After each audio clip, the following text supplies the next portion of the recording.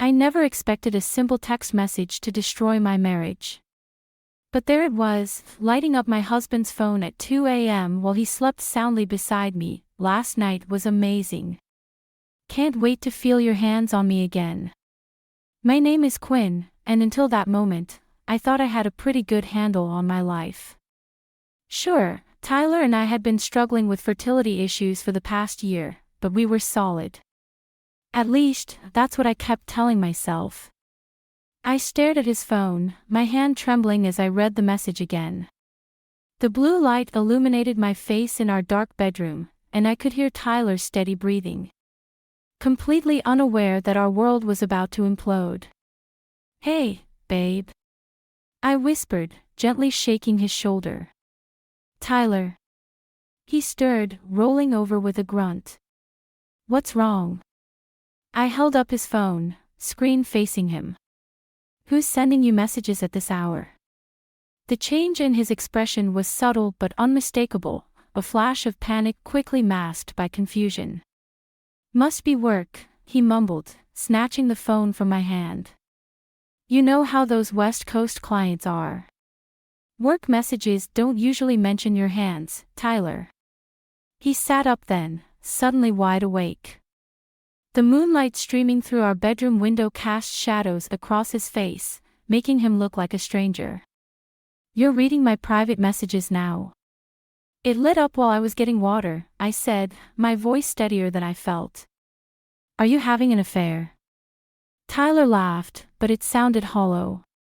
"Don't be ridiculous, Quinn. You're exhausted from all these fertility treatments. You're not thinking straight."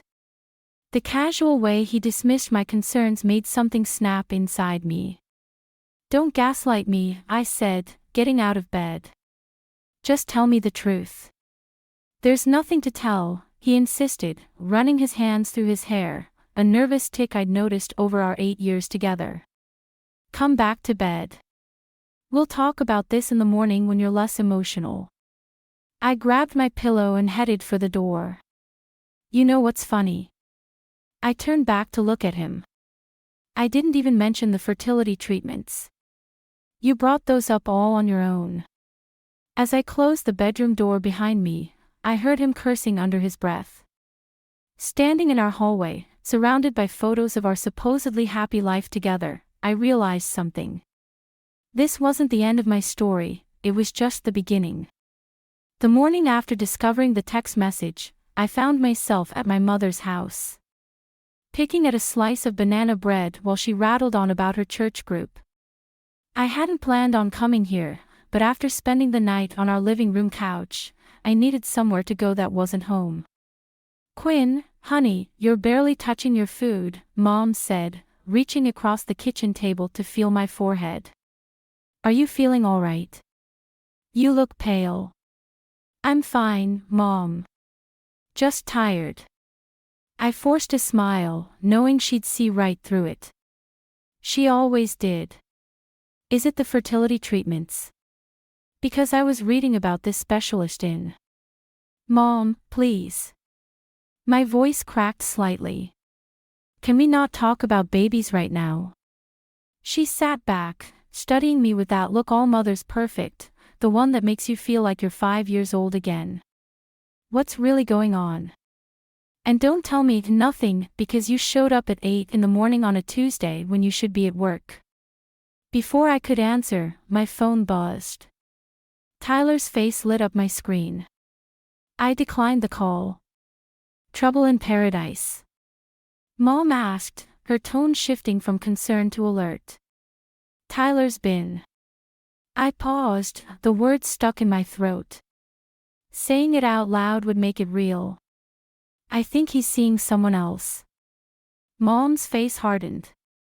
"What makes you think that?" As I explained about the text message, she got up and started aggressively washing dishes, her go-to stress response. "Have you considered that maybe you're being paranoid? All this pressure to conceive can strain a marriage." "Mom, I know what I saw." She turned around, soap suds dripping from her hands. "Well, what are you going to do about it? You can't just give up on your marriage." Your father and I went through rough patches. This isn't a rough patch, I interrupted. This is different. Different how? Marriage takes work, Quinn. You can't expect. My phone buzzed again. This time it was an email notification. Your appointment with Dr. Stevens is confirmed for Thursday at 2 p.m. The fertility clinic. I'd completely forgotten. I have to go, I said, standing up abruptly. Thanks for the bread. Quinn, Mom called after me as I headed for the door. Whatever's happening, just remember, you're stronger than you think.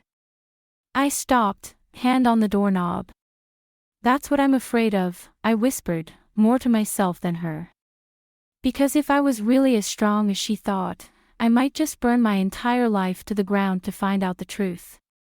I found the hotel receipt while doing laundry. It was crumpled in Tyler's jacket pocket, the Riverside Hotel, dated 3 days ago. My hands shook as I smoothed out the paper, remembering how he told me he was working late that night. I shouldn't have done what I did next, but something inside me had snapped. I called the hotel. Hi, I'm trying to confirm a reservation for next week, I said, my voice steadier than I felt. My husband, Tyler Morgan, stayed there recently and loved it. Oh yes, Mr. Morgan, the receptionist replied cheerfully. Will you be joining him this time? He usually books a single room. Usually. The word hit me like a slap. I hung up and grabbed my car keys. Tyler was supposed to be at work, but his location sharing showed him at Crimson, our favorite coffee shop. The word felt bitter now.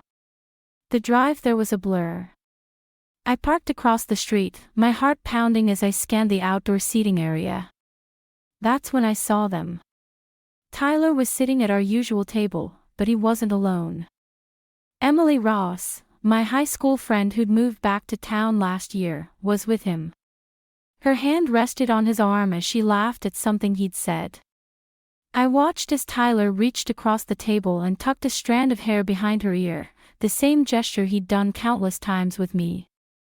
Emily leaned into his touch, and suddenly 8 years of marriage crystallized into something ugly and false. My phone buzzed. A text from Tyler, working late again tonight. Don't wait up. I got out of the car, my legs carrying me toward them before I could think better of it. Emily saw me first. The color drained from her face. Quinn. Tyler jumped up, knocking over his coffee. What are you? This isn't. Isn't what, Tyler? My voice was eerily calm. Isn't exactly what it looks like. Emily stood up, smoothing her dress. Quinn, we can explain. You can explain. I turned to her, feeling something break loose inside me. Explain what? How long you've been sleeping with my husband? Or how you sat through dinner at my house last month, talking about fertility treatments while knowing about this. I never meant, Emily started. To get caught. I finished for her. Save it. You can have him. I turned to leave, but Tyler grabbed my arm. Quinn, please. Let's talk about this. I yanked my arm away. You know what's funny? I was so worried about not being able to give you a baby. Turns out you've been too busy making a fool of me to care. As I walked away, I heard Emily call my name. But I kept going, my mind already racing with what would come next. Because this was just the beginning. I ended up at a support group for people dealing with infidelity.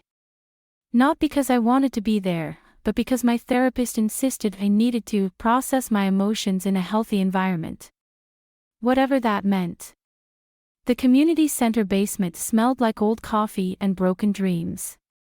I sat in the back, half listening to others share their stories, until a man named Ethan spoke. Something about his words caught my attention. The worst part wasn't the betrayal, he said, his voice steady but raw. It was realizing how many memories I had to rewrite. Every happy moment became a question mark. I felt that in my bones. Earlier that day, I'd found our wedding album while packing my things. Tyler and Emily had been dancing in one of the photos, both laughing at some forgotten joke. Now I wondered if that's when it started. After the meeting, Ethan approached me. "First time here. That obvious.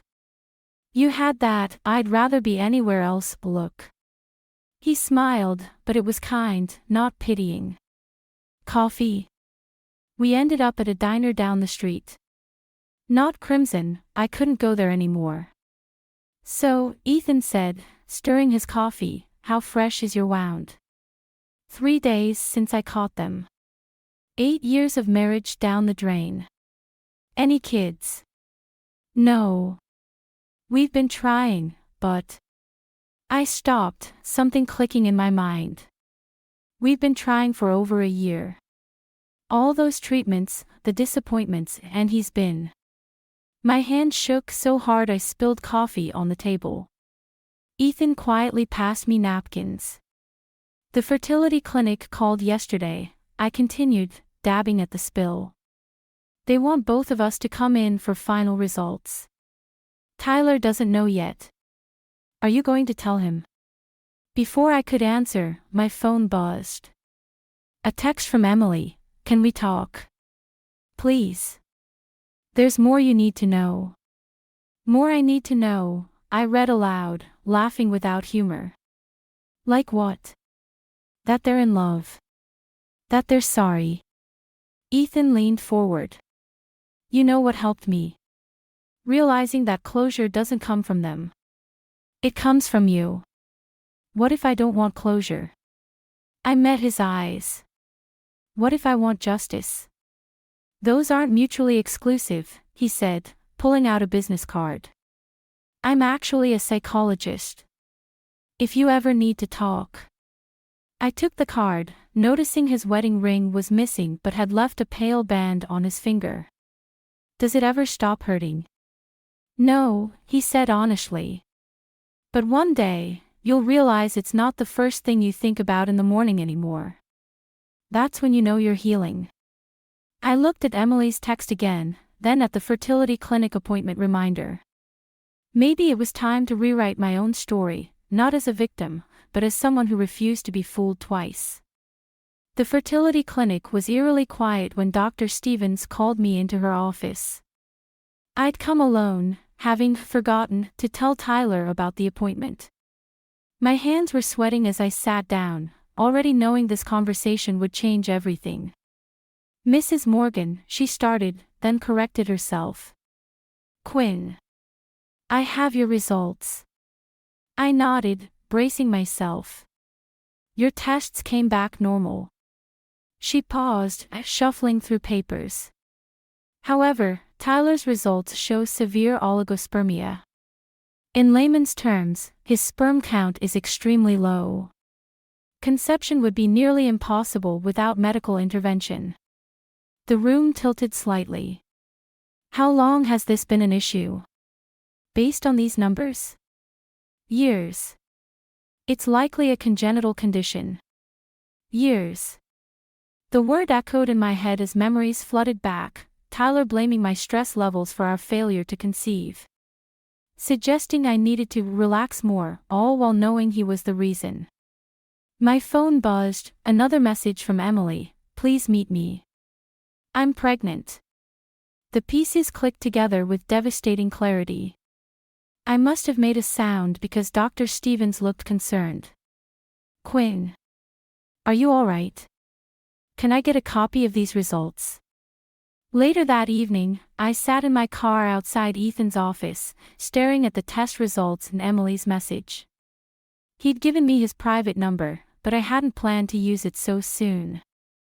Still, I needed someone who could think clearly right now. "You're sure about the timing?" Ethan asked after I explained everything. We were sitting in his office, long after his last patient had left. Emily's 12 weeks along, according to her message. Tyler and I were still trying then. He knew he couldn't. I stopped, the betrayal burning fresh. What are you thinking of doing? I pulled out my phone, showing him Emily's message thread. She wants to meet tomorrow.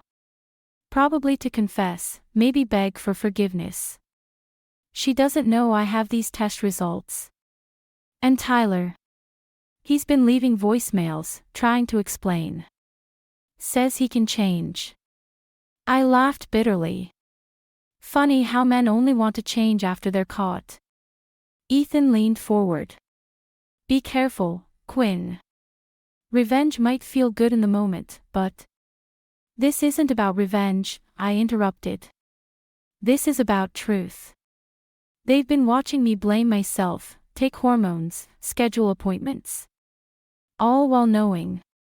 I stood up, suddenly energized. Tomorrow, they'll both learn what it feels like to have their carefully constructed lies fall apart. Just remember, Ethan called as I reached the door, whatever you do next, do it for yourself, not to hurt them. I turned back, managing a small smile. Don't worry. I've spent enough time being their victim. Tomorrow, I become the author of my own story. I chose Crimson for our final confrontation. It felt fitting, the place where I'd caught them would be where their lies finally unraveled. Emily was already there when I arrived, her hands wrapped around a coffee mug, looking smaller than I remembered. Tyler showed up 5 minutes later, freezing when he saw us both. Quinn. What are you? Sit down, Tyler. My voice was steady, surprising even me. We're going to have a conversation about fertility. Emily's face went pale. Quinn, I can explain. The pregnancy. I pulled out the test results, placing them on the table. Or how about Tyler's condition? The one that makes it impossible for him to father children. The silence that followed was deafening. Tyler reached for the papers with trembling hands. 12 weeks, I continued, watching Emily. That's what you said in your message, right? Funny timing, considering Tyler and I were still trying then. Still taking medications. Still going to appointments. I didn't. Tyler started. Didn't what? Didn't know you were sterile. Or didn't care how many hormones I pumped into my body while you were sleeping with my friend. Emily burst into tears, drawing looks from nearby tables. It wasn't supposed to happen like this. No. I leaned forward. How was it supposed to happen? Were you going to wait until after I blamed myself for another failed round of treatments? Or maybe after I spent another $1,000 on fertility drugs? The baby.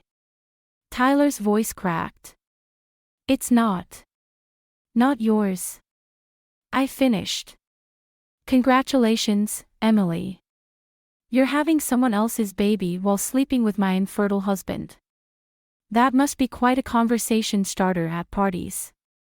Emily stood up abruptly, knocking over her coffee. I need to go. Running away again. I called after her. Like you did in high school when you slept with my prom date. She stopped, shoulders shaking. Tyler looked between us, realization dawning on his face. This isn't about the affair, is it? He asked quietly. No, Tyler.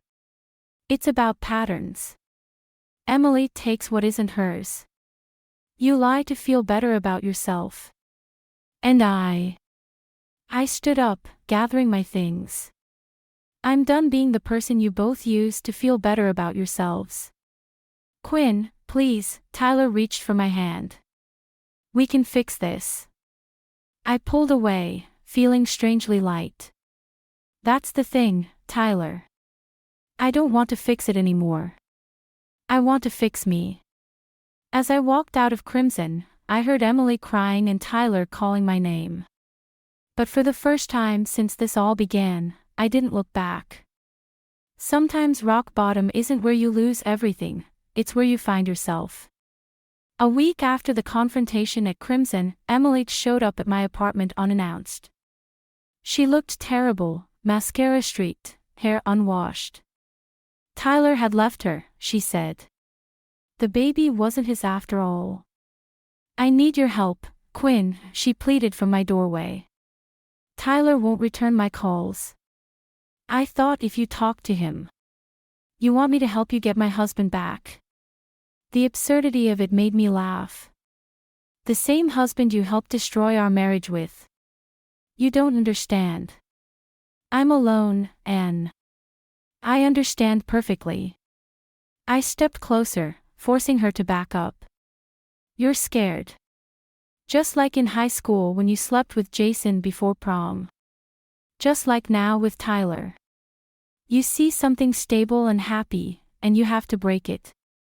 Her face crumpled. That's not fair. I loved Tyler. No, you loved the idea of him. The perfect husband, the perfect life. My life. I felt strangely calm. But here's what you never understood, Emily. You can't steal happiness. It doesn't work like that. What am I supposed to do now? That's not my problem anymore. She grabbed my arm as I tried to close the door. Please, Quinn. I'm pregnant and alone. You need to grow up, I cut her off. You need to stop expecting other people to fix your mistakes. And you need to leave. I'll tell Tyler you knew about his infertility, she threatened, desperation making her voice sharp. That you trapped him in a marriage knowing he couldn't have children. I smiled, pulling out my phone. You mean these test results? Dated 2 weeks ago. I showed her the screen. The same results I already showed both of you at Crimson. Try again, Emily. She slumped against the wall, finally breaking down completely. I'm sorry, she sobbed. I'm so sorry for everything. I know you are. I felt the last of my anger dissolving, replaced by something like pity. But being sorry doesn't fix anything. You need to fix yourself. As I watched her walk away, my phone buzzed. A text from Ethan, support group tonight. Could use a friendly face. I looked at Emily's retreating figure, then at the message. Sometimes the best revenge isn't about hurting others, it's about healing yourself. And maybe, just maybe, that's what Emily needed to learn too.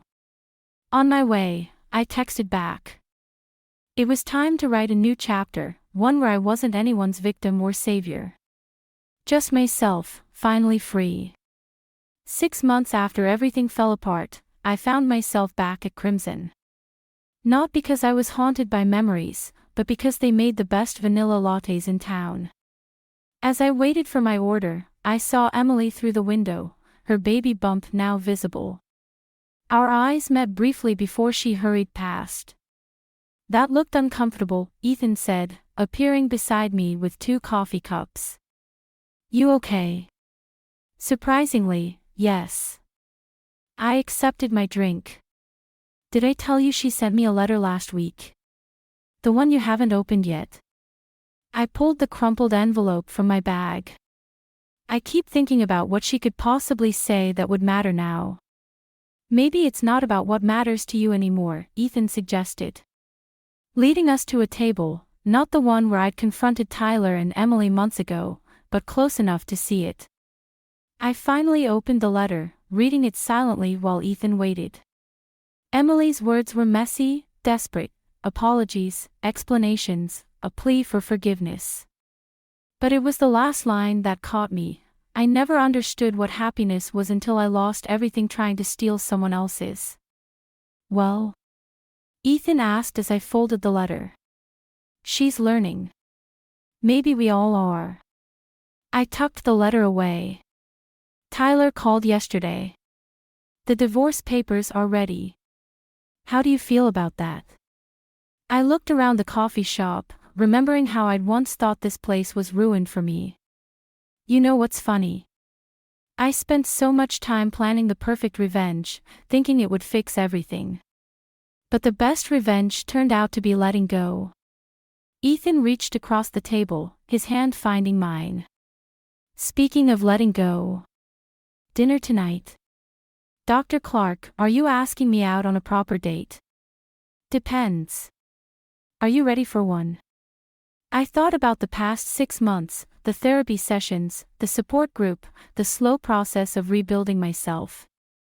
I think I am. But fair warning, I come with some baggage. Good thing I'm a professional baggage handler, he smiled, squeezing my hand. As we left Crimson together, I saw my reflection in the window, smiling, stronger, scarred but healing. I thought about Emily's letter, about Tyler's infertility, about all the ways life doesn't turn out how we plan. Sometimes the family you lose makes way for the family you choose. Sometimes the worst betrayals lead to the best beginnings. And sometimes, just sometimes, the greatest act of revenge is choosing to be happy anyway. I squeezed Ethan's hand back, ready to write a new story, one where I wasn't defined by what I'd lost, but by what I'd found along the way.